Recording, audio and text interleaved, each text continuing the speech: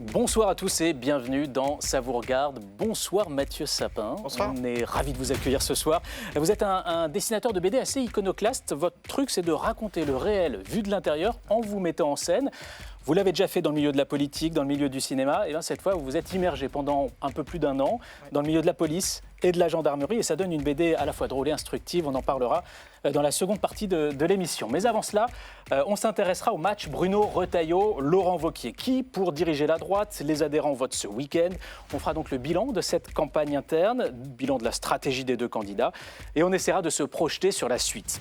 Enfin, la séance de rattrapage ce soir. On verra ce que les députés ont pensé de l'audition de François Bayrou par la commission d'enquête dans le cadre de l'affaire Betaram. Et puis on parlera des macronistes qui, vous le verrez, sont très agacés en ce moment par le ministre de l'Intérieur. Voilà pour le sommaire, on est ensemble pour 1 heure. C'est bon pour vous Mathieu Sapin ? Eh bien on y va.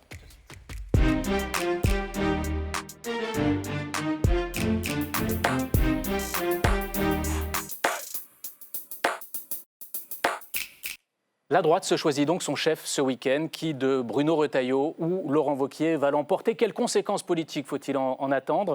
On en débat ce soir avec Agnès Evren. Bonsoir. Bonsoir. Vous êtes sénatrice Les Républicains de Paris et vous soutenez Bruno Retailleau. Absolument. Et face à vous, Laurence Saillé, bonsoir. Bonsoir. Ancienne eurodéputée, et vous êtes du côté de Laurent Wauquiez dans cette campagne. À vos côtés, Claire Conruit. Bonsoir, vous êtes journaliste politique au Figaro, et Jacques Pogam, bonsoir. Vous êtes, vous, journaliste politique aux Échos, et bien sûr, Mathieu Sapin, vous intervenez quand vous le souhaitez dans ce débat. On commence avec le récap de Bruno Donnet.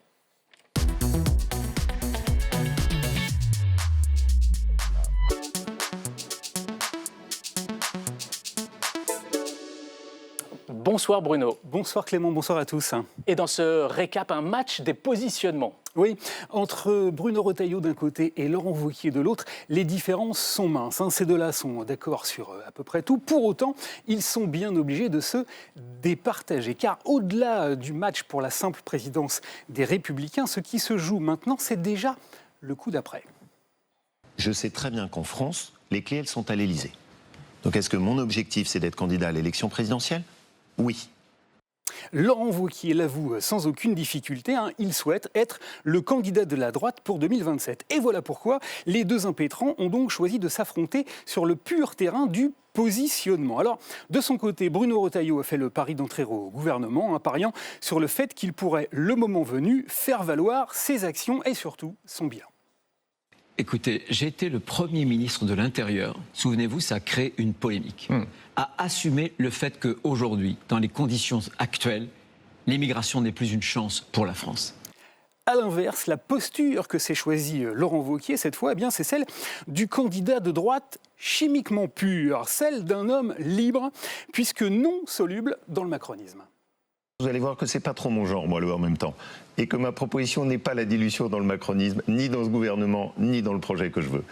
Alors, quelle est la stratégie qui a la mieux fonctionné, Bruno ? Eh bien, si on en croit les tout derniers sondages, Clément, c'est le ministre de l'Intérieur qui semble le mieux placé pour l'emporter dimanche. L'IFOP donne Bruno Retailleau à 65% et Laurent Wauquiez à seulement 35%. Toutefois, attention, car seuls les adhérents des Républicains à jour de leur cotisation peuvent voter. Ils sont aujourd'hui 121 617.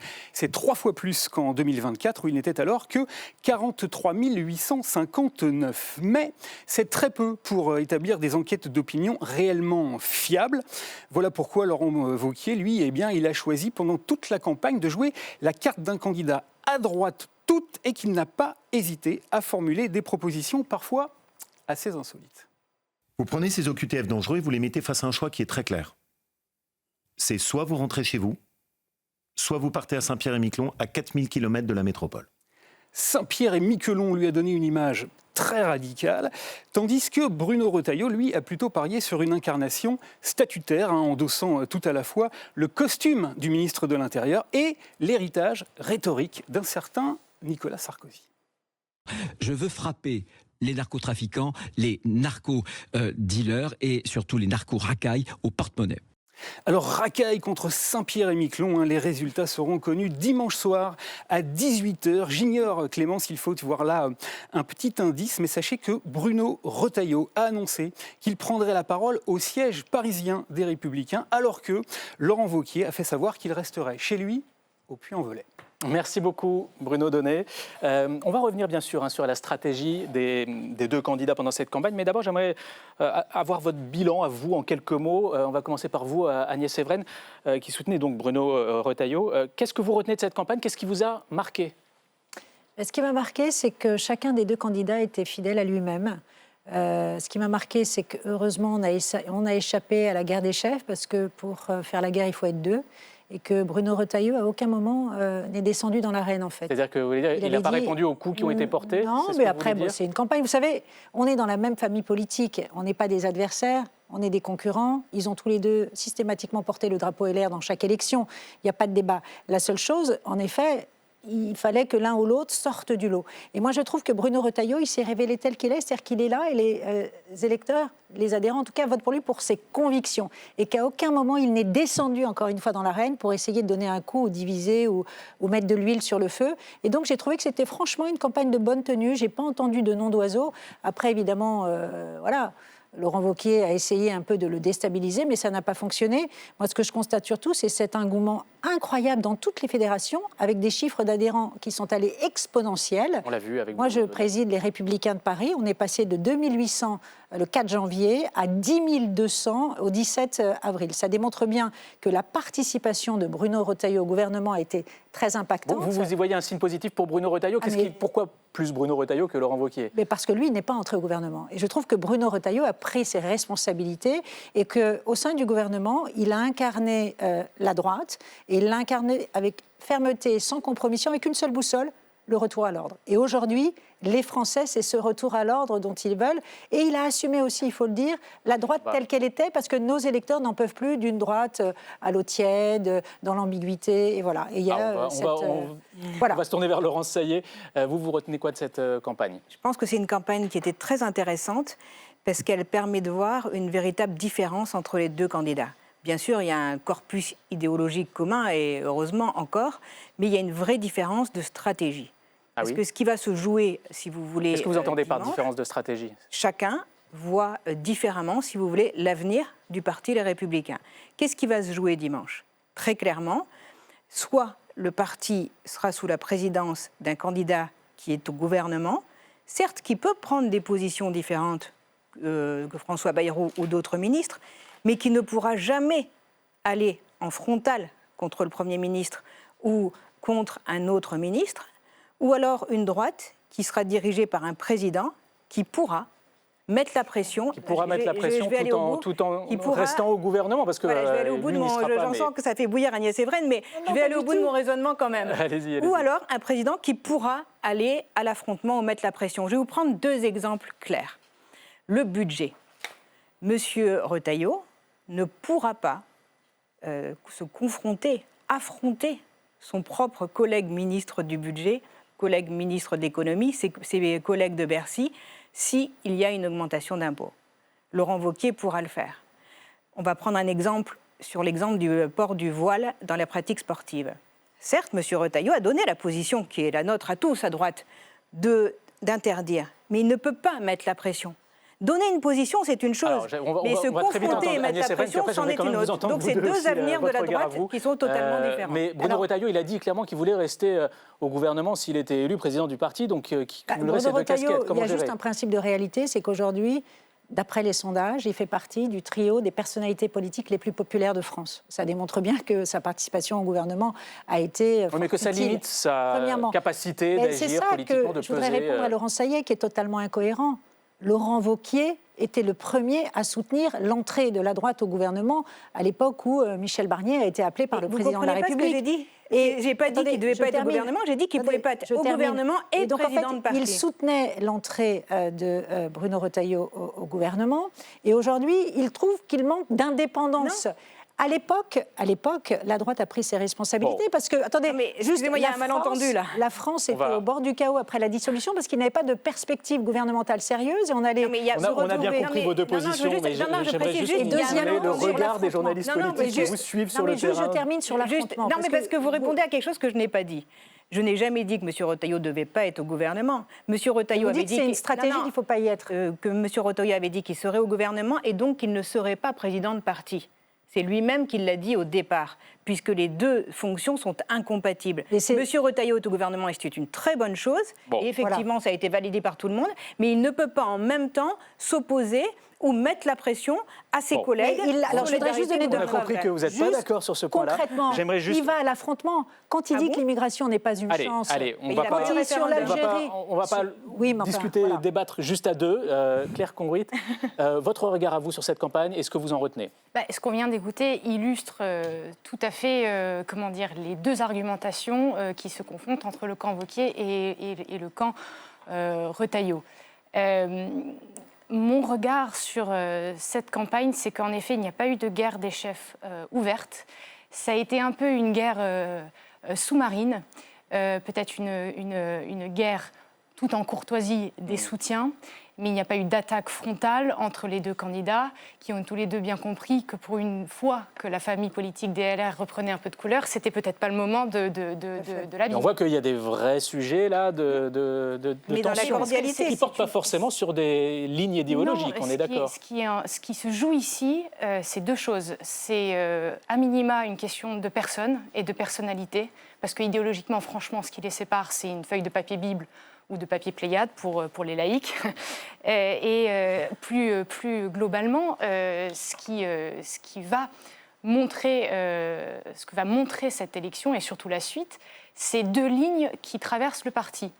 Pour la droite, est-ce que la droite, en vue de 2027, choisit d'assumer, de réinvestir le bloc central, de lui donner un bon coup de barre à droite le plus possible, ou alors est-ce qu'elle décide de rester franchement indépendante plus en se tournant vers la droite de la droite, et j'en veux pour preuve les dernières déclarations de Laurent Wauquiez qui a suggéré un rassemblement des talents dispersés de la droite de Sarah Knafo à Gérald Darmanin. Sarah Knafo, Reconquête, Éric Zemmour. Exactement, voilà les deux lignes qui se confrontent et qui, on le verra dans les semaines à venir, vont continuer de faire débat au sein des LR. Jacques Pogam, votre regard à vous? Ce qui est intéressant, et je pense qu'il faut remonter au tout début de la campagne, c'est que Laurent Wauquiez n'avait pas prévu l'arrivée de Bruno Retailleau. Donc, a priori, il était seul sur ce scrutin. Et je pense qu'il a, ce qui explique en partie sa stratégie actuelle d'attaquer sur le fait que Bruno Retailleau n'aurait pas une parole libre au sein du gouvernement tout en étant ministre de l'Intérieur. En fait, c'est la seule stratégie qui lui est restée, au fond, quand Bruno Retailleau est arrivé dans la course. Il a aussi, plusieurs fois pendant la campagne, essayé de l'attaquer sur les prises de position du gouvernement Bayrou. Je pense à la proportionnelle, je pense au budget. Donc on voit bien que c'est la stratégie de l'outsider qui essaie un petit peu de mordre les mollets de celui qui est le favori du scrutin. Après, Bruno Retailleau, quand vous êtes favori, c'est pas évident non plus. Il faut que vous teniez sur la longueur. Et je crois pas me tromper en disant qu'il avait souhaité une campagne plus courte au départ. Ça a été un peu plus long, ça a commencé en février. Il a fallu tenir, donc sans tomber dans les pièges, sans faire de faux pas, tout en arrivant à incarner une droite au gouvernement et en même temps l'exercice des responsabilités, ce qui n'est pas le plus évident. Et c'est finalement ces deux personnalités, ces deux stratégies qui se sont confrontées tout au long de la campagne. Et Claire a raison de dire que c'est aussi l'heure du choix pour les adhérents. Ça va conditionner et vraiment conditionner la suite. Mathieu Sapin, vous avez l'air très inspiré là depuis le début, je vous vois dessiner. J'essaie de synthétiser, c'est difficile de synthétiser en quelques phrases, mais je vous montre ça tout à l'heure. On verra tout à l'heure. Ok. Sur le fond, vous avez un regard, vous, quand même, sur ce match à droite? Moi, je suis plus sur la forme, puisque c'est plus mon mode d'expression. Donc, ce qui m'intéresse, c'est de voir les attitudes, et puis justement les positionnements entre l'un qui le jour de l'élection va être dans son canton, l'autre à Paris. L'autre à Paris. Et donc ça m'intéresse de voir comment les stratégies menées. Alors on va commencer par la stratégie de Laurent Wauquiez qui a été évoquée. Il a marqué l'opinion avec sa proposition choc sur les OQTF qu'il veut envoyer à Saint-Pierre-et-Miquelon. Claire Conduite, est-ce qu'on peut dire qu'il a fait du gros rouge qui tâche, comme on dit en politique parfois, pour s'adresser vraiment aux adhérents et pas que aux électeurs, parce qu'en général, les adhérents sont sur une ligne plus dure que les électeurs. Oui, c'est évident. Tout à l'heure, on montrait un sondage des sympathisants. Il faut le nuancer parce qu'un adhérent n'est pas un sympathisant. Et donc, toute la question est de savoir si, quand vous faites une proposition aussi radicale, je pense qu'on peut le dire, que d'envoyer les OQTF à Saint-Pierre-et-Miquelon, toute la question est de savoir si, il y a une base des adhérents très dur, si je puis dire, qui existe encore, ou est-ce que ce sont déjà des personnes qui votent pour le RN et qui ne bougeront pas, ou est-ce que ces derniers adhérents-là sont parti à la suite d'Éric Ciotti, qui a fait alliance avec Marine Le Pen au moment des élections législatives. Donc on va voir très concrètement si cette base plus dure existe, et on va voir si cette stratégie de Laurent Wauquiez se confirmera dans le score final dimanche soir. Laurence Saillet, on a vu ici à l'Assemblée des députés de droite qui n'ont pas cru que c'était vrai quand ils ont vu cette une du JD News avec Laurent Wauquiez annonçant qu'il voulait envoyer les OQTF à Saint-Pierre-et-Miquelon. Ils ont cru que c'était du Gorafi. Vous savez, moi, je suis très choquée. Est-ce qu'il n'a pas pris un risque pour son image en faisant ça ? Je vais vous répondre. Moi, je suis très choquée par ce type de réaction, de mépris, de sarcasme quand on fait une proposition. Ah non, là, c'était sincère. C'était vraiment une réaction. Je vous le dis de manière générale, parce qu'on a tout entendu. Moi, j'ai essayé d'échanger avec des gens qui me disaient « c'est impossible ». Jamais j'ai eu un argument pour m'expliquer que c'était impossible. Certains me disaient « c'est honteux pour les habitants de Saint-Pierre-et-Miquelon d'avoir un centre de rétention administrative », sans jamais se dire que partout où il y a des centres de rétention administrative, les habitants, ça leur fait peut-être pas plaisir, mais en tout cas, c'est pas pour ça qu'on les prend pour des pestiférés. Aucun argument sur le fond. Mais vous savez, quand j'étais porte-parole de Laurent Wauquiez, quand on faisait des propositions, et vous vous souvenez, Agnès Evren, vous étiez vice-présidente du parti, on avait les mêmes sarcasmes. On nous traitait de nazis, de fachos, des propositions qu'on faisait sur l'immigration ou sur la sécurité. Ces mêmes propositions pour lesquelles on nous traitait de tous ces noms, aujourd'hui, tout le monde les soutient. Donc, oui, c'est comme ça. Quand vous faites des propositions qui sont un peu dures, on se moque, mais ça, c'est une forme de bien-pensance insupportable. Personne, sur le fond, n'a réussi à argumenter pour m'expliquer que cette proposition était infaisable ou mauvaise. Par contre, se moquer et rire sans rien proposer, ça, c'est toujours une facilité. Agnès Evren, est-ce qu'elle ne peut pas s'avérer payante cette stratégie de Laurent Wauquiez ? Parce qu'on l'a dit, le vote des adhérents n'est pas celui des sympathisants. Écoutez, il a fait cette proposition. Après, il est tout à fait légitime de proposer des solutions, même si elle paraissait en effet irréalisable. Mais moi, j'ai l'habitude, vous savez, j'ai été élue, réélue 3 fois à la tête de ma fédération et j'ai vu tous les candidats à chaque fois à l'élection interne. C'est un peu la course à l'échalote, en fait, à celui qui va faire le plus gros rouge qui tâche pour parler au cœur du réacteur, c'est-à-dire pour parler au cœur des militants. Et donc, c'était dans cet esprit-là. Moi, je ne le juge pas. Je me rends compte, en effet, qu'il essaie d'être à fond, d'être proactif et de séduire les militants. Après, le vrai sujet aujourd'hui, c'est même si sur le fond, idéologiquement, c'est vrai qu'il n'y a pas de différence, lequel des deux sera le plus rassembleur ? Moi, ce qui m'intéresse, c'est le 19 mai. Lequel des deux va réussir à rassembler toutes les sensibilités de la droite ? De la famille, moi, ce que je constate, c'est que Bruno Retailleau, pour avoir assisté à pas mal de phoning auprès de nos militants, a réussi, en fait, à élargir le socle électoral de la droite, parce qu'on entend des déçus de Macron, des déçus de Zemmour et des déçus de Le Pen revenir vers nous. C'est une partie de notre électorat, il est vrai, était parti ou chez Macron ou chez Le Pen. Il n'y a pas de honte à le dire, il faut le reconnaître. Et cela, en fait, grâce à cette fermeté sans compromission au sein du gouvernement, il a réussi à faire revenir vers nous ces électeurs-là. Jacques Pogam, sur cette stratégie de Laurent Wauquiez, comment vous l'analysez ? C'est la stratégie de celui qui doit quelque part challenger le favori pour convaincre les militants. Après, c'est assez malin parce qu'on l'a répété, mais c'est important de le dire. C'est pas un corps électoral anodin. Ce sont des électeurs bien particuliers qui sont assez informés en général de l'actualité à droite, qui ont des convictions bien ancrées, qui ont déjà pu voter pour des candidats de droite, que ce soit localement ou nationalement. Et donc, il ne faut pas sous-estimer l'impact d'un discours mobilisateur et aussi fédérateur. Après, Madame Evren avait raison. Il y a un autre aspect dans cette élection. C'est qu'au fond, les militants vont avoir horreur de la division. Ils ont trop connu de défaites. La droite a trop souffert de ces guerres fratricides. Donc, elle ne peut pas revivre un épisode pareil. Et quelque part, celui qui arrivera à apparaître comme celui le plus à même de garantir une unité tout en portant une parole de droite dans un espace politique qui est en train de s'ouvrir en vue de 2027, puisque c'est aussi ça l'enjeu, aura peut-être une petite prime dans le cœur des adhérents. Mais ça peut être les deux candidats. Juste si vous avez un peu de mémoire, en 2017, quand Laurent Wauquiez a gagné la présidence du parti Les Républicains... Avec un très bon score, par ailleurs. Avec de très bons scores, il a fait l'union.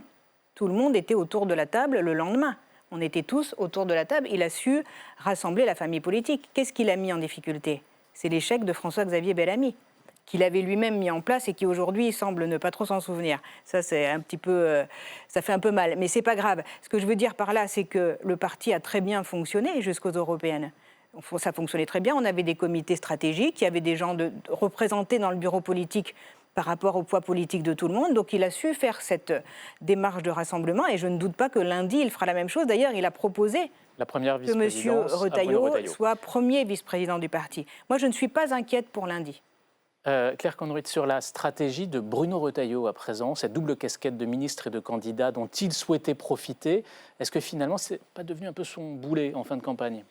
Je ne sais pas si c'est devenu un boulet. Ce qui est sûr, c'est qu'il y a eu, dès le départ, quelque chose à inventer pour Bruno Retailleau, avec ce statut un peu hybride, qui est celui d'être le ministre LR le plus exposé du gouvernement, et aux côtés d'une équipe qui ne porte pas forcément ses couleurs. Et en même temps, et Jacques l'a dit très bien, de mener une campagne longue, que son adversaire a voulu longue. Certains disent qu'il l'a fait exprès, oui. On n'en sait rien. Sur une campagne interne, ça se joue vraiment sur le terrain, dans chaque fédération. Il faut y aller, il faut tenir des meetings. Quand on est ministre de l'Intérieur, c'est quand même pas simple. Oui, mais vous pouvez retourner l'argument. C'est aussi une question d'exposition médiatique. On peut aussi arguer du fait que Bruno Retailleau a profité, et ce n'est pas anodin, de son exposition médiatique. Je voudrais juste ajouter que si c'est Bruno Retailleau qui est élu dimanche soir, ce statut hybride restera, parce qu'a priori, il n'y a pas de démission immédiate, en tout cas, du gouvernement. Et là, ça va être une autre partie. Ça va être quelque chose à inventer. On aurait le président LR au sein du gouvernement Bayrou. Il n'y a pas Édouard Philippe au sein du gouvernement.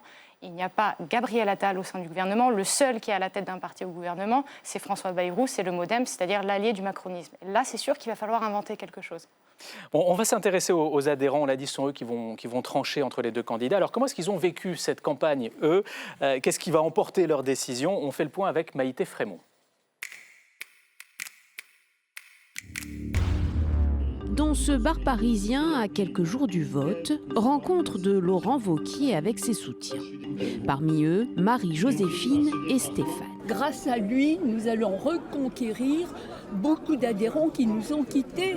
Et on a besoin de lui. Il est génial, formidable et on l'aime. Il est attentif à tous les éléments qu'on peut lui donner. Et ça, je trouve que c'est très important. La grosse différence aussi avec Bruno Retailleau, je trouve, c'est qu'il parle plus de notre parti politique et pas forcément de ce qui va se passer dans 2 ans. Même ferveur cette fois du côté des soutiens de Bruno Retailleau. Dans ce meeting, ils en sont convaincus, le prochain président de leur parti, c'est lui. Je pensais qu'il fallait venir le soutenir et alors j'ai été bluffée. Il était incroyable. Les sujets ont été évoqués l'un derrière l'autre avec une précision d'orfèvre. Et la façon dont il raconte son histoire donne un petit côté, universel. Les adhérents LR devront départager Bruno Retailleau et Laurent Wauquiez ce week-end. En seulement 2 mois, ils sont passés de 43 000 à 122 000. Jacques Pogam, quand on entend ces militants, ces sympathisants, ce qui me marque, moi, c'est que d'un côté comme de l'autre, ils ne parlent pas des idées de leurs candidats. C'est-à-dire que ça va se jouer sur quoi ? Qu'est-ce qui va faire la différence dans ce... Je crois que c'est Bruno Retailleau lui-même qui le dit, que c'est une forme d'incarnation aussi. Après, un programme, ça s'incarne. Mais c'est clairement une question de leadership et c'est une bataille pour la chefferie, si j'ose dire. Après, ce qui est intéressant, c'est que ce n'est pas exactement les mêmes non plus. Il ne faudrait pas les confondre. Vous voulez dire la sociologie Non, je n'irai pas jusque-là, parce que ça fait quand même très longtemps que Bruno Retailleau est au sein de l'UMP puis de LR, même s'il ne vient pas historiquement du RPR. Mais ce qui est intéressant, c'est que d'un point de vue même économique, parce que sur l'immigration, c'est sensiblement pareil, d'un point de vue économique, Bruno Retailleau est peut-être même un peu plus libéral que Laurent Wauquiez, quand Laurent Wauquiez, lui, est un peu plus droite sociale. C'est un sillon qu'il a tenté de creuser pendant longtemps. Son mouvement s'appelait la droite sociale. Et il a fait une proposition récente de limiter à 2 ans de pouvoir bénéficier du RSA, ce qui est une proposition qui peut marquer aussi les adhérents LR. Il ne faut pas oublier que le travail, l'effort, le mérite, ce sont des sujets qui parlent à droite et qui peuvent faire leur chemin, au fond, dans l'esprit des électeurs. Agnès Evren, Jacques Pogam dit qu'en fait, ce ne sont quand même pas tout à fait les mêmes politiquement, tous les deux. Quand vous entendez Laurent Wauquiez qui veut rassembler la droite de Darmanin à Sarah-Knafo, qui se fixe comme modèle pour la droite de demain en France, Giorgia Meloni, ça vous va, ça ? Vous vous retrouvez là-dedans ? Écoutez, moi je pense que d'abord par principe, je le disais, ce qui fera la différence entre les deux, c'est la capacité de rassemblement. Le 19 mai, on aura besoin des deux. On aura besoin de Laurent Wauquiez, on aura besoin de Bruno Retailleau. Et sur le fond, c'est vrai qu'il y a évidemment des points convergents qui sont essentiels. Donc vous vous retrouveriez dans un parti des Républicains demain, dirigé par Laurent Wauquiez, qui se rapproche de Sarah-Knafo ? Écoutez, non, parce que Sarah Knafo, pour moi, c'est Éric Zemmour. Et moi, je ne suis pas du tout sur les thèses d'Éric Zemmour. En revanche, ce que je comprends... Qu'est-ce qui se passera alors C'est que... Il faut, aujourd'hui, honnêtement, nos adhérents ne supportent plus l'eau tiède sur les questions essentielles qui sont l'immigration, l'autorité de l'État, la sécurité, la souveraineté de la France. Et donc, moi, je suis pour de la radicalité, en effet, des solutions très fermes. Et c'est ce qu'aujourd'hui incarne Bruno Retailleau, justement. Donc, on n'a pas besoin d'aller chercher ailleurs... là où, de toute façon, on a, nous, aujourd'hui, un ministre de l'Intérieur qui est devenu un pilier du gouvernement et qui a réussi à faire partie des personnalités les plus populaires, justement parce qu'il a ce discours, entre guillemets, de radicalité. Peut-être vous, Laurent Saillet, les différences politiques entre les deux candidats, c'en est une, là, visiblement. Pour Agnès Evren, elle ne se retrouve pas dans une droite qui irait jusqu'à Sarah Knafo. Moi, déjà, pour moi, je ne dirais pas que Mme Knafo, c'est M. Zemmour. Enfin, je veux dire, une femme... Quelle est la distinction que vous faites? Excusez-moi, je vais aller au bout. Oui. Chaque fois que je commence une phrase, c'est vrai, c'est pourtant qu'elle ne m'a pas vue, c'est pour ça. Déjà, une femme politique, elle a le droit d'incarner sa propre personne sans être attachée à son compagnon. À son parti. Non, je parlais du parti politique, je ne me permettrais pas. Alors là, c'est un mauvais procès. Je n'ai pas entendu Mme Knafo tenir exactement les mêmes propos que M. Zemmour. Elle a sa personnalité politique. Moi, je trouve que son discours est intéressant. Je ne partage pas toutes ses positions, mais notamment sur l'aspect économique, où je crois que sa parole est claire et où elle a du courage de bouger les choses. Donc, je ne suis pas choquée par Mme Knafo comme j'ai pu l'être par M. Zemmour sur certaines positions. Et elle a sa propre identité politique, heureusement. Elle est élue et elle est assez grande pour assumer son identité politique. Donc, ce n'est pas quelqu'un qui me donne de l'urticaire, même si je ne partage pas tout. Ensuite, si vous voulez, moi, j'ai du mal à comprendre, comment on peut, mais vraiment, parce que c'est là l'enjeu de dimanche, comment vous pouvez défendre un projet fort de droite sans vous en confrontation avec le Premier ministre ou les ministres du gouvernement. Je suis désolée, techniquement, je ne vois pas comment c'est possible pour M. Retailleau. Et vous parlez de confrontation. Est-ce que ça veut dire que Laurent Wauquiez, élu à la tête du parti demain, la droite sort du gouvernement? Ça ne veut pas dire ça, mais simplement sur des sujets forts que sont, par exemple, l'abattement fiscal que l'on veut enlever aux retraités, sur des sujets forts que sont, par exemple, le port du voile dans la pratique du sport. Il y a un sujet sur lequel il va falloir s'opposer frontalement, c'est-à-dire le budget. Et il y a un sujet sur lequel il va falloir mettre une grosse pression. Et ça, concrètement, ça ne fonctionne pas en étant à l'intérieur du gouvernement, même si c'est bien que M. Retailleau soit à l'intérieur du gouvernement. Heureusement que c'est M. Retailleau qui est ministre de l'Intérieur et que ce n'est pas une personnalité de gauche. Mais il y a tant à faire dans ce ministère. Vous vous rendez compte, la situation ne s'améliore pas à ce stade. Dites-vous une chose, si les ministres échouent au gouvernement, on dira de la droite très simplement que quand elle est aux manettes, elle ne sert à rien. C'est pour ça qu'ils doivent réussir. Et je pense que vraiment, c'est un travail à temps plein. Claire Conruit, comment vous voyez la suite, vous, pour la droite, en fonction de la victoire de l'un ou de l'autre demain? Est-ce que la droite prendra un cap différent, selon vous? Lundi matin, tout commence. Si ça doit exploser, on le sentira très vite. S'il y a une union courtoise de tout le monde, on le sentira très vite. Et quand je dis tout commence, c'est qu'une nouvelle campagne commence, c'est celle de 2027. C'est évident. Il y a un candidat à la présidence de LR qui l'assume totalement, qui assume son ambition élyséenne, c'est Laurent Wauquiez. Ce n'est pas le cas de Bruno Retailleau, mais c'est une possibilité, c'est ce que souhaitent certains de ses soutiens. Et qu'est-ce que ça pose comme question? Ça pose aussi, vont émerger d'autres ambitions au sein de LR. Vous avez qui en tête? Et l'on pense à Xavier Bertrand, qui n'a pas caché son envie de se lancer à nouveau.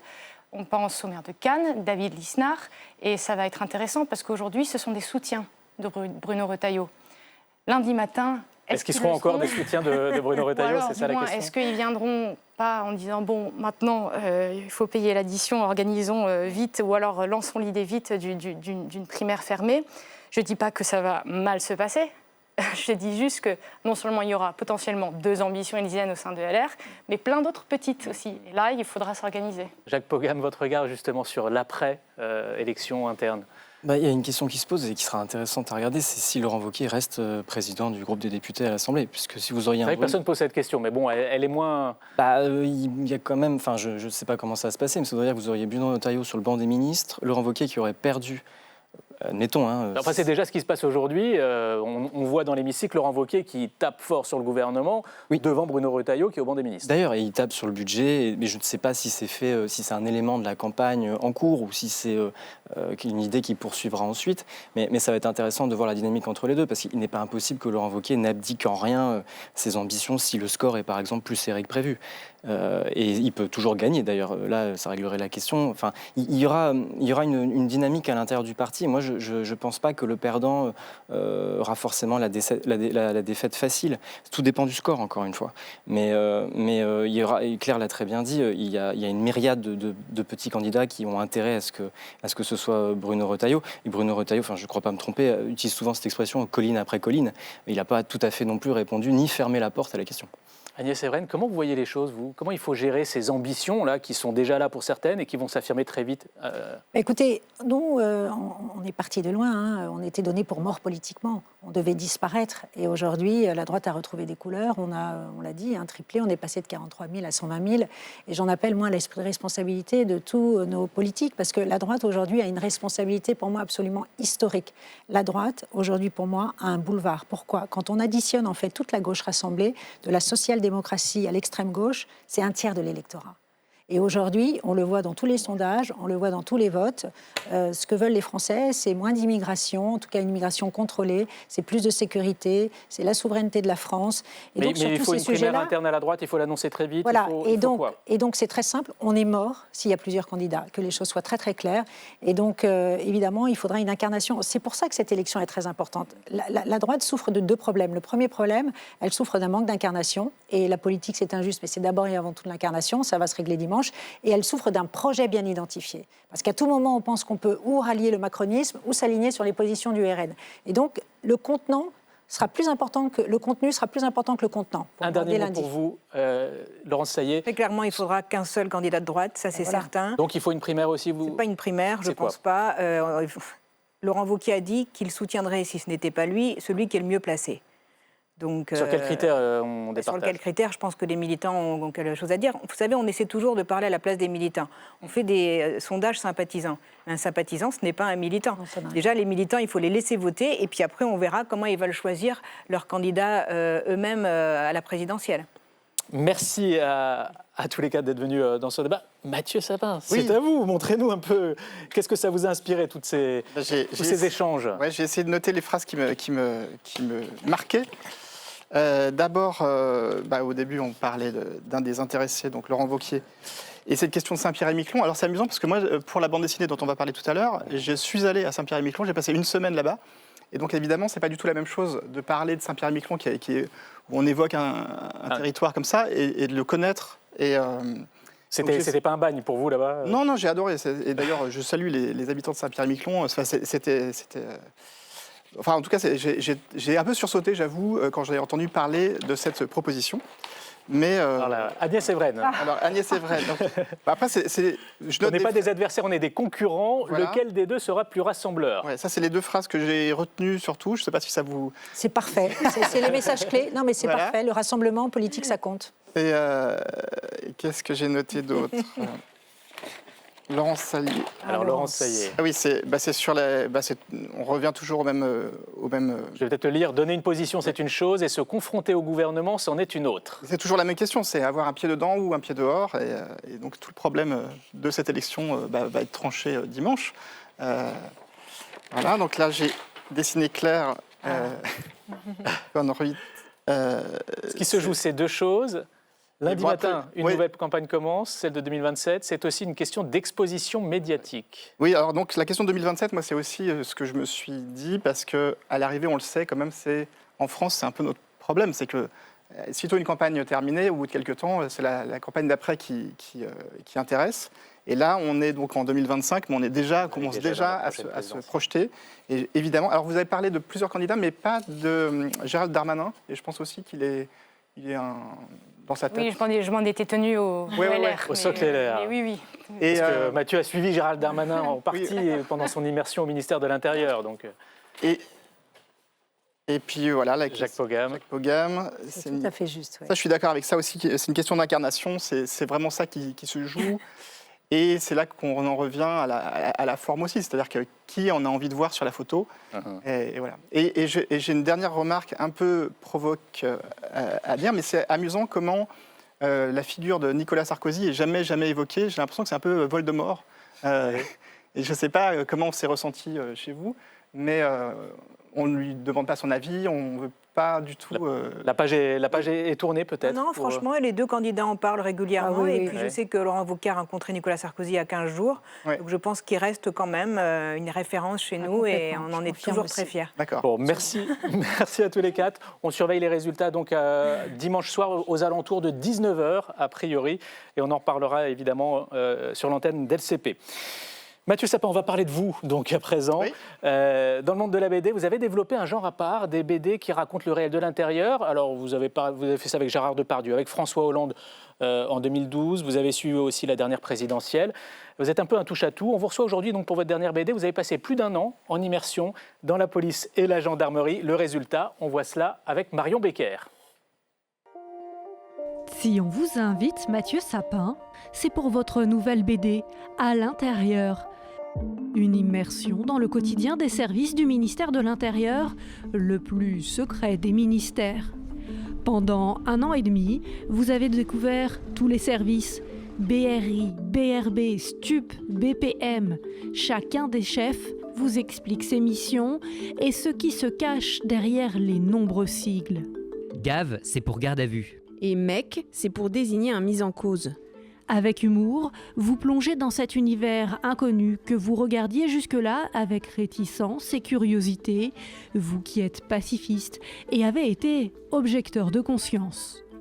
Vous avez suivi les forces de l'ordre sur le terrain, au cœur de l'actualité, pendant la réforme des retraites, au milieu des gaz lacrymogènes et des pétards, mais aussi à Mayotte, lors de la venue du pape à Marseille, ou encore, lors de l'embrasement de la Nouvelle-Calédonie, vous avez pu vivre de l'intérieur la cellule de crise interministérielle.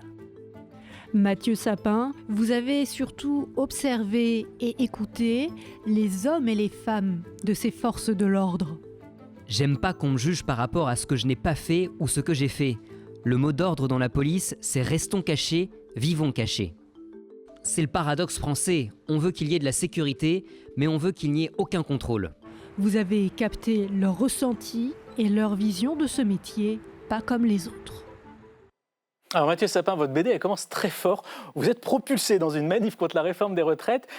C'était à l'été 2023 et là on vous équipe avec casque, gilet pas tout à fait pare-balles si j'ai bien compris, genouillère qui était plus vraiment en état. D'ailleurs, on vous voit là. C'était ce jour-là, ça? Oui, exactement. C'était juste avant. Là, je souriais parce que c'était avant le début de... Parce que ça a été chaud quand même. Voilà. Vous avez pris des lacrymos. Alors, c'était chaud de mon point de vue, mais du point de vue des compagnies d'intervention que j'accompagnais, pour eux, c'était une journée très, très normale. Là, on voit comment vous vous êtes dessiné au moment de commencer cette manif. Vous racontez la façon dont on vous a briefé ce jour-là. Il y a un policier qui vous explique comment il va falloir réagir si vous voyez une bouteille qui est remplie et qui s'approche de vous. On vous dit, ça, c'est peut-être des produits explosifs. On vous dit, attention, il faut avoir des manches longues parce qu'on peut vous jeter de l'acide dessus. Ah oui, et puis alors, s'il y a des pétards assourdissants, voilà ce qu'il faut faire. Et puis, il y a aussi les bombes à clous. Ouais. C'était un bizutage, c'était pour voir si vous alliez... Je crois que c'était vraiment très, très sincère, très premier degré. Et pour cette personne, cet agent, c'était vraiment une façon de m'expliquer un peu ce qui m'attendait. Mais c'est vrai que j'étais de plus en plus, quand il m'énumérait tous ces risques, je commençais un peu à me décomposer. Et en effet, quand ça devient sérieux, parce qu'une manifestation, il y a les manifestants, c'est très bien, mais il y a aussi les casseurs, les black blocs. Et eux, leur but, c'est de faire sortir les forces de l'ordre de leur position. Et quand ça pète, ça pète. Ouais. Et vous finissez par dire non, c'est bon, là, je m'arrête, là, j'en ai eu assez, je sors. Exactement. Au bout d'un moment, j'ai demandé à ce qu'on m'exfiltre parce que j'ai vraiment eu peur. Mais sincèrement, j'ai rarement eu aussi peur de ma vie. Quoi. Alors, vous qui vous définissez comme pacifiste, objecteur de conscience, de gauche, vous vous interrogez, dans le livre, vous le dites, comment j'en suis arrivé à plonger comme ça en immersion dans la police. Et alors, vous le racontez en toute transparence, c'est la responsable de la communication du ministère de l'Intérieur qui est venue vous voir et qui vous a proposé de faire cela. Et vous expliquez que vous avez eu peur de servir un peu d'outil de communication, de propagande. Comment est-ce que vous êtes prémuni de cela ? En jouant la transparence, tout simplement, en expliquant au lecteur la démarche. Et comme vous l'avez dit, c'était une proposition, c'était pas une demande, c'était pas encore moins une commande. Vous n'avez pas été rémunéré par le ministère de l'Intérieur pour faire ça? Non, surtout pas. Mais voilà, on m'ouvre les portes et avec une garantie de pas de relecture et pas de... une liberté totale de parole. Et vous avez le sentiment d'avoir échappé à ce travers? Alors oui, il n'y a pas eu de relecture dans le sens où on ne m'a pas demandé de changer quoi que ce soit, mais évidemment, je demandais à voir certains services que j'ai pu voir sans problème, mais on m'en a suggéré d'autres, on m'a dit... si ça vous intéresse, vous pouvez venir voir ci et ça. Évidemment, je me doute qu'on ne m'a pas montré les choses les plus sujettes à... Il y a les choses qu'on vous a montrées ou pas montrées, et puis il y a les sujets en soi, notamment celui des violences policières. Ouais. Alors il est abordé, si j'ai bien vu, à 2 endroits dans la BD, mais c'est assez court. Ouais. Et ça ne va pas très loin. Vous n'avez pas eu envie de poser plus de questions sur ce sujet? C'est vrai que c'était tellement un sujet important que ça m'a, au bout d'un moment, je me suis dit je vais traiter ça d'une autre manière parce que il y a aussi le traumatisme, c'est ce que j'apporte dans la BD, aussi du point de vue de vu par les policiers eux-mêmes. Voilà. Et donc c'est ça que j'ai essayé de creuser et puis aussi avec les services de la police des polices. Mais c'est vrai que c'est un sujet en soi. Et il y avait tellement de matières et de services différents que j'ai essayé de donner une image la plus complète possible de ce ministère. Alors, il vous arrive plein d'histoires complètement incroyables dans cette BD. On vous suit à Mayotte pendant l'opération Wambuchu. La messe du pape à Marseille, on apprend que, à côté du pape, il y a un faux curé qui est armé. C'est un policier. C'est un policier français. Il a une aube de prêtre. Et puis, vous vous retrouvez embarqué à bord d'un hélicoptère pour aller sauver un alpiniste. Et là, ce qui vous marque, c'est que l'alpiniste, il dit pas merci aux gendarmes. Oui, moi, ce qui m'a intéressé dans tout cet album, c'est aussi la question de service public. Et donc, en l'occurrence, vous faites allusion aux gendarmes de haute montagne à Chamonix et qui risquent leur vie, parce que le sauvetage en hélicoptère dans les hautes montagnes, c'est dangereux. Et j'étais frappé, en effet, de voir qu'on est allé vraiment sauver la vie de quelqu'un qui était accroché au bout d'une corde, il s'était cassé la jambe. Et lui, au lieu de tout simplement dire merci, alors qu'en plus c'était un service gratuit, il n'était pas content parce que ses vacances étaient gâchées. C'était pourri. Et alors, dans la foulée, oui. Et je me suis dit que c'est important quand même de prendre conscience de cette notion de service public, tout simplement. Et dans la foulée, l'hélicoptère vous dépose au milieu de nulle part sur une grille métallique à 2500 mètres d'altitude. Oui, parce que c'est des questions de... Voilà. Ah, oui, voilà. Oui, parce que c'est des questions de poids. Et comme il faut qu'il soit chargé au minimum, l'hélicoptère, à un moment donné, ils avaient besoin d'enlever. Bon, je ne passe pas si lourd que ça, mais quand même, de me laisser en attente. Vous n'avez pas regretté à ce moment-là d'avoir choisi de... Non, parce que c'était un privilège. Mais j'ai eu une chance énorme de pouvoir voir des trucs incroyables dans cet album. Vous en parlez, à Mayotte aussi, c'était très fort, à Calais. Enfin, j'ai eu, grâce à toutes les immersions que j'ai pu faire, vu des choses que, normalement, dans ma vie de citoyen, je ne suis pas censé voir. Et alors, dans ce livre, on apprend aussi des choses que moi, en tout cas, j'ai trouvé pas très rassurantes, notamment sur les caméras de vidéosurveillance. Ah oui. À quel point elles sont précises dans ce qu'elles filment. Oui. Je me suis rendu compte de ça. Ça, c'est au début de l'album. C'est dans la cellule de veille qui se trouve à Beauvau et qui est un endroit qui centralise les informations sur, par exemple, le temps d'une manifestation. On va suivre la manif depuis les caméras, depuis les renseignements. Et on collecte tous les renseignements qui peuvent être collectés. Et donc, les caméras, en effet, sont très, très précises. Au point qu'elles peuvent aller lire le journal que quelqu'un tient dans la rue, voilà. Vous expliquer. Ouais, et je pense même que d'ici peu, lire un texto par-dessus l'épaule de quelqu'un, ce sera possible. Donc, à cette occasion, vous avez assisté depuis le ministère à des affrontements entre manifestants et policiers, en bas de chez vous. Vous en avez profité pour rappeler vos filles et leur dire surtout, vous ne sortez pas de la maison, c'est très chaud. Et puis, il y a cette scène étonnante, vous vous retrouvez dans la cellule de crise, au sous-sol de Beauvau, réunion interministérielle sur la Nouvelle-Calédonie, alors que c'était vraiment en pleine crise. Et là, alors, la responsable de la communication du ministère de l'Intérieur est priée de sortir. Et alors vous restez là, on oublie de vous... Oui, parce que je pense qu'ils n'ont pas fait... Au départ, j'étais là juste pour faire 1 ou 2 photos et puis sortir. Et en effet, on m'a oublié. Et moi, comme personne ne m'a demandé de sortir, je suis resté. Et j'ai assisté à toute cette réunion. À l'époque, c'était Gabriel Attal qui était Premier ministre. Et puis, il y avait aussi M. Dupond-Moretti, M. Darmanin... toutes sortes de ministres, et c'est vrai que c'est génial d'être... On a tous envie d'être... Il y avait vraiment des choses confidentielles qui se sont dites pendant cette réunion. Moi, ce qui m'intéressait, c'était plus les rapports entre les ministres. On voit certains ne s'entendaient pas, et la façon dont ils se parlent, et ce qui se dit. Après, les informations, elles sont sensibles sur le moment, mais quelques mois plus tard, c'est plus aussi chaud. Alors, vous l'avez dit, c'est Gérald Darmanin qui était ministre de l'Intérieur à l'époque. Il est assez peu présent dans le livre. Vous racontez un voyage en voiture avec lui où vous découvrez qu'il est fan de BD. Est-ce que vous êtes sûr qu'un conseiller ne lui a pas fourni une fiche juste avant sur tu peux parler des BD des années 90 Je ne suis pas sûr, parce que ce qu'il a cité, c'est vraiment des choses assez pointues et qu'on ne peut pas inventer. Mais d'ailleurs, je sais que M. Wauquiez aussi aime beaucoup la bande dessinée. Donc des fois, on est étonné. Mais non, c'était intéressant de pouvoir échanger avec... Je voulais qu'il y ait le ministre dans l'album, mais je ne voulais pas que ce soit un album politique au sens où mon sujet, c'était vraiment les services. C'était vraiment les services du ministère et pas... mais quand même, vous racontez un peu je ne sais pas comment dire, la face cachée du quotidien d'un ministre de l'Intérieur. Il vous le raconte, les textos qu'il reçoit. Oui, là, vous parlez des textos, c'est des textos qui concernent les homicides. Et il reçoit tous les jours entre 2 ou 3 textos qui l'informent d'un homicide qui a lieu dans la journée. En moyenne, c'est 2 à 3 par jour. Donc ça veut dire que quand on a ce poste, on est confronté à la mort en permanence, soit la mort d'inconnus, soit la mort aussi d'agents, parce qu'il y a énormément de morts dans les rangs des policiers. Et ça, il dit que toutes les 3 semaines en moyenne, il doit assister aux obsèques des policiers. Et il dit, je crois de mémoire, je suis le patron qui enterre le plus ses employés. Et c'est vrai que ça m'a frappé, cette question de rapport à la mort. Et des nuits très courtes, réveillées 2 fois par semaine en moyenne par des policiers qui viennent le voir pour lui dire il se passe ça, il faut gérer.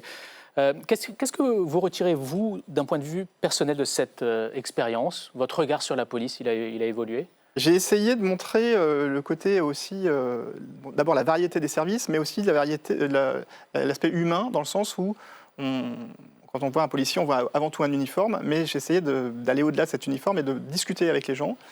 C'est un des extraits qu'on a vu tout à l'heure, un policier, par exemple, avec lequel je parlais dans un commissariat en région parisienne, et qui m'explique que lui, quand il est dans une soirée privée, il ne va pas dire qu'il est policier, il va dire qu'il est kiné, parce que il y a comme une espèce de désamour d'une partie de la population par rapport aux policiers qui fait qu'ils préfèrent rester cachés, comme il le dit. Et de tous ces moments que vous avez vécus en immersion, lequel vous a le plus marqué? Il y en a beaucoup. À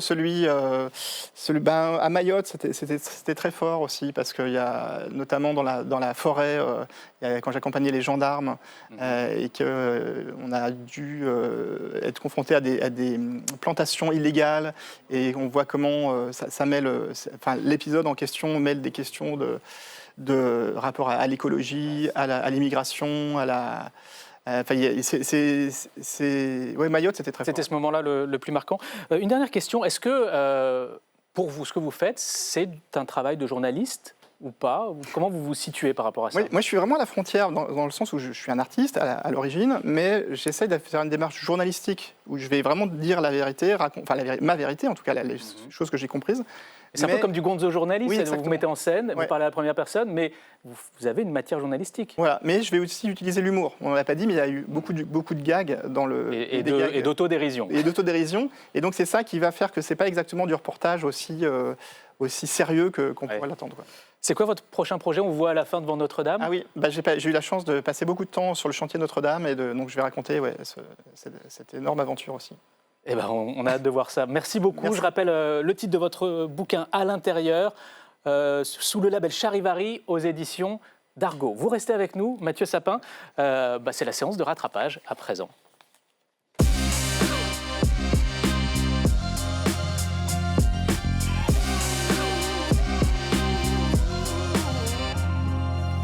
Bonsoir les amis. Bonsoir. Bonsoir. Jean-Baptiste Daoulas de Libération, David Revaud-Dallon, rédacteur en chef de l'Hémicycle, et puis Elsa Mondagava d'LCP. Alors pour ceux qui ont raté cette semaine politique, vous êtes au bon endroit, c'est la séance de rattrapage, et évidemment on commence avec ça. Fait par fait, événement par événement, accusation par accusation, on a pu montrer que tout était sans fondement. Oui, pour moi, c'était un moment un peu libérateur. C'est derrière vous maintenant? Vous êtes très optimiste. Alors, on est mercredi soir, il est combien 22h30, je crois. À peu près, oui. François Bayrou sort de 5h30 d'audition devant la commission d'enquête dans le cadre de l'affaire Betaram. Il est totalement libéré, le Premier ministre? Alors, en tout cas, ses équipes avaient dit il est prêt, il a envie de ce moment, puisqu'il a envie d'affronter les questions. Il l'a répondu point par point, très longuement, puisqu'on l'a vu 5h30 d'audition. Et quand il sort, et ça c'est quelque chose que ses équipes aussi vont répéter, et les députés qui le soutiennent, ça y est, enfin, il a pu dire, ça ne tient pas, les mensonges, il a fait des preuves, il a prouvé son innocence, il a prouvé qu'il avait fait ce qu'il pouvait. Quelques petits mots de regret, de oui, il aurait pu faire mieux, etc. Mais voilà, pour Bayrou, en revanche, la deuxième partie de l'interview est intéressante. Est-ce que c'est fini ? Non, c'est pas fini. Il n'en est pas sorti de l'affaire Betaram. Mais pour lui, en tout cas, il a le sentiment d'avoir apporté la preuve. Ensuite, on le verra. C'est surtout la durée de son audition, la confusion parfois, qui fait qu'à la fin, on ne sait plus très très bien. Est-ce qu'il en sort gagnant ? Est-ce qu'il en sort perdant ? C'est un peu un match à somme nulle pour ceux qui ont décrypté l'audition. C'est pas quelque chose de majeur. Ça n'a pas renversé complètement les choses sur l'affaire Betaram et sur le volet qui concerne Bayrou. Jean-Baptiste Daoulas, comment les députés ont réagi à cette audition, notamment du côté de la droite du Rassemblement national ? Ça a bien finalement reflété une forme de clivage pour ou anti-LFI dans l'hémicycle, parce que le RN ou même LR d'habitude tape extrêmement fort sur François Bayrou, mais là c'est plutôt l'angle du procès politique qui, instruit par LFI contre Bayrou, qui a plutôt prédominé dans les réactions. Comment vous l'expliquez ? Parce que c'est vrai que c'est étonnant d'entendre Sébastien Chenu qui vole au secours de François Bayrou comme ça. Ça fait partie aussi de l'espèce de notabilisation que le RN essaye de jouer contre la France Insoumise. Donc l'argument sous-jacent, c'est la France Insoumise n'est là que pour utiliser les institutions pour les dévoyer, pour les démolir, c'est leur argument habituel. Et le RN, lui, est beaucoup plus respectueux, ne va pas instrumentaliser une commission d'enquête pour faire tomber François Bayrou sur une affaire de violence dans les écoles. C'est le sous-jacent, c'est vraiment cet angle anti-LFI qui prédomine. David Revaud-Dallon, on lisait dans la presse qu'il pouvait jouer peut-être François Bayrou son poste de Premier ministre dans le cadre de cette audition. Il a sauvé sa tête pour vous ? Je pense qu'il ne jouait pas véritablement sa tête à court terme dans cette audition-là. En revanche, à long terme, c'est sûr que ça ne contribue pas à arranger sa cote. Dans un premier temps, vous demandiez s'il était libéré. Il est libéré sans doute de l'épreuve, mais pour reprendre la métaphore, pardonnez-moi, de la Reine des Neiges, il n'est pas délivré. Je me demandais si quelqu'un allait la faire. Vous m'avez tendu la perche. Il n'est pas délivré parce qu'on le voit, comme d'habitude, la politique est une bataille d'interprétation. Lui, il estime avoir relativement passé l'épreuve, mais le lendemain, M. Vannier, le co-rapporteur, expliquait qu'il avait menti sous serment, etc. Donc c'est quand même un poison lent qui infuse, et qui infuse y compris dans les rangs de la, non pas majorité, mais de la minorité absolue, le socle commun qui soutient François Bayrou. C'est-à-dire, vous avez eu, vous, des échos c'est-à-dire qu'on sent quand même que cette affaire, elle a à la fois un petit peu... Bon, déjà, il faut le dire, la majorité, le socle commun n'est pas forcément emballé par le style de François Bayrou, par la façon dont il pilote le socle commun, par la façon dont il pilote les affaires de Matignon, par le calendrier gouvernemental, parlementaire, législatif. Et puis à l'Élysée, on est quand même un petit peu atterré aussi par la gestion de cette affaire. Et au-delà, il faut le dire, le jeu se durcit entre le président et le Premier ministre, et la grogne commence à monter. Jean-Baptiste Daoulas, on a beaucoup parlé des tensions entre François Bayrou et le rapporteur de la France Insoumise, Paul Vannier, mais il y a aussi le cas de Violette Spilbout, l'autre rapporteur de cette commission d'enquête, qui, elle, fait partie du camp d'Emmanuel Macron. Elle est montée au créneau à plusieurs reprises pendant cette audition. Est-ce que ça a agacé les macronistes ? Alors, les macronistes... Pas forcément, en tout cas beaucoup moins que Matignon. Pendant l'audition, on a reçu des textos de Matignon nous disant qu'il y avait 2 procureurs qui étaient en train d'instruire un procès de François Bayrou. Donc Violette Spilbout était mise dans cette communication exactement dans le même sac que Paul Vannier, son co-rapporteur La France Insoumise. Ils auraient attendu de la part de Violette Spilbout qu'elle soit beaucoup plus pro-Bayrou dans sa gestion de la commission d'enquête, étant entendu que Paul Vannier, en dehors de son travail dans la commission, avait une communication extrêmement agressive à l'endroit de François Bayrou, qui le pilonne en permanence sur les réseaux sociaux, dans ses interviews, demandant sans cesse sa démission. Ils auraient souhaité qu'il y ait un contrepoint de Violette Spilbout beaucoup plus évident, et elle a attendu plutôt la conférence de presse d'hier pour dire « je crois François Bayrou ». Elle a mis un peu d'eau dans son vin, c'est vrai, le ton était plus même de sa part le lendemain. Et sur Violette Spilbout, Elsa ? Oui, puisque les proches de François Bayrou nous disaient avant l'audition opposition. Violette Spilbout, vous voyez, elle veut aussi se faire de la publicité. Elle sera candidate à la mairie de Lille. Demandez-vous s'il n'y a pas un deal caché même avec les Insoumis. Donc n'hésitez pas avec leurs gros sabots déjà à entreprendre une forme de travail de sape, du travail de Violette Spilbout. Et ce qu'il faut bien rappeler, c'est qu'il y a eu beaucoup d'interrogations sur le fait que c'était Bayrou qui était auditionné ce jour-là. Donc évidemment qu'on n'a pas arrêté de parler de François Bayrou, mais la commission d'enquête, et ça, ils l'ont rappelé, et il faut être honnête et le rappeler, a auditionné énormément de personnes, a fait des auditions où elle donnait la parole très largement à des victimes qui remerciaient la commission d'enquête d'avoir été entendues. Donc il ne faut pas résumer le travail de la commission d'enquête à cet épisode très tendu et très politique avec très médiatisé. On va reparler à présent des Républicains et de l'élection de ce week-end qui fait quelques vagues à l'Assemblée. Elsa ? Oui, exactement, puisque dans les dernières 48 heures, eh bien, chacun aiguise un peu ses arguments. Et Bruno Retailleau, dans un message qu'il a donné à ses adhérents, a rappelé bien sa position par rapport à Emmanuel Macron en disant qu'il voulait une droite résolument de droite parce qu'il est un adversaire du en même temps. Il a publié ce message et dans le groupe Ensemble pour la République, ça a fait grincer quelques dents. On a déclaré qu'il fallait une OQTG, une obligation de quitter le territoire. De quitter le gouvernement. Le gouvernement, bah voilà. Donc, pour reprendre exactement d'abord le gouvernement, pour reprendre les OQTF, les obligations de quitter le territoire. Ça, c'était des échanges qu'il y a eu dans le groupe Ensemble pour la République. Moi, après, qui ont été révélés notamment par le Figaro. Après, certains députés ont dédramatisé aussi un peu les choses. Bruno Retailleau n'est pas macroniste, c'est une surprise pour personne, et que dans les dernières lignes droites, il doit rappeler son indépendance.